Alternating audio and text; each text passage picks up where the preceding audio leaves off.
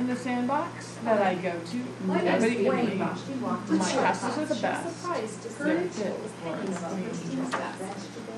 my double Dutch is hopping. I can jump and I can shoot a scully top even when I'm shopping.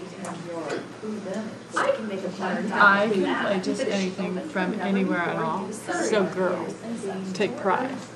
Even if at first you fall, keep giving it another try. The queen in you walks tall. The blue mixed with the yellow, she discovered that she could make a green dot. Vashti kept experimenting, lots of little dots in many colors. If I can make little dots, I can make big dots too. Vashti splashed her colors with a bigger brush on bigger papers to make sure her secret. Vashti hid her dots by knots with colors of dots. At the school arches, courage is being sudsed and scrubbed by strangers. High school? I can say that courage is graduating high school and going up to college or going into the real world. Okay, high school student.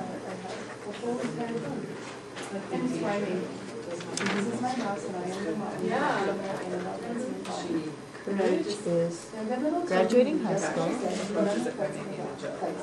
And growing up, that's how they went to the graduating high school and growing up. Anything else?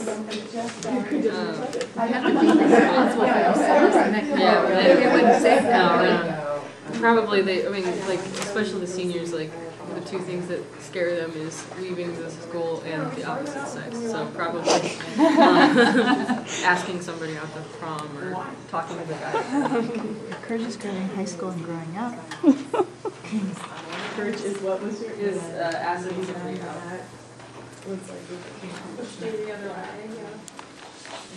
Well, when I went to college, I almost went back because I didn't know that there was something going on. It's so organized, I go down there to be wow. All right, what grade do you want to be off your engineer track? I know I've heard courage is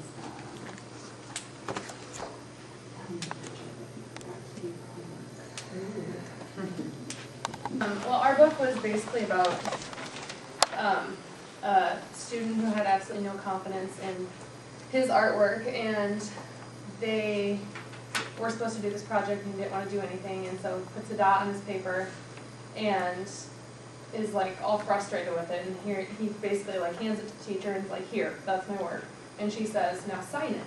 And then the next day he comes into class and she has it framed in like a gold-plated frame behind her desk, and he just thought that was like the most awesome thing ever. And then eventually he says, you know, well, if I can make that dot, then I can make a dot that's even better than that. And he adds on to his work, and eventually like all of these dot pictures are shown at an art show. And so he gets like all of this credit for his work. And then at the end, there's another student that comes along in the story that says, well, I'm not very good at art.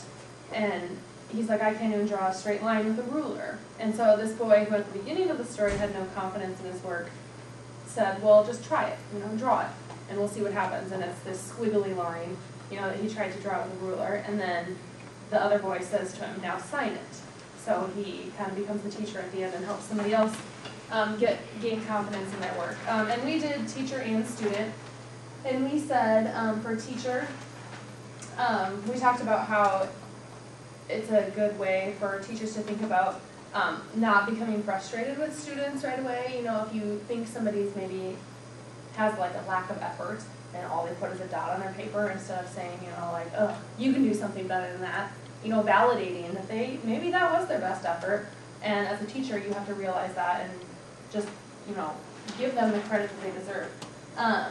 I talked about that in my classroom. We used this like in 5th grade as an intro to this actual art lesson.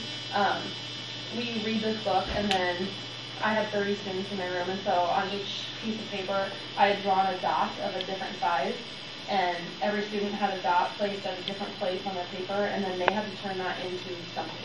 And they had to fill the paper, and they could use that dot as whatever they wanted to start with, and we used tempera paint, and they absolutely love it. And then, I mean, you can also talk about, you know, their self-confidence in there. It doesn't have to just do with artwork, it can do with writing, it can do with anything.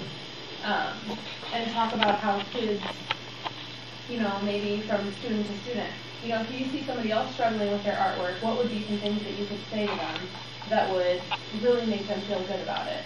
And as a teacher, you can kind of think the same way. So valuing the student's work. And we also talked about that sometimes, you know, like starting is the hardest part. And I think that happens a lot with writing too.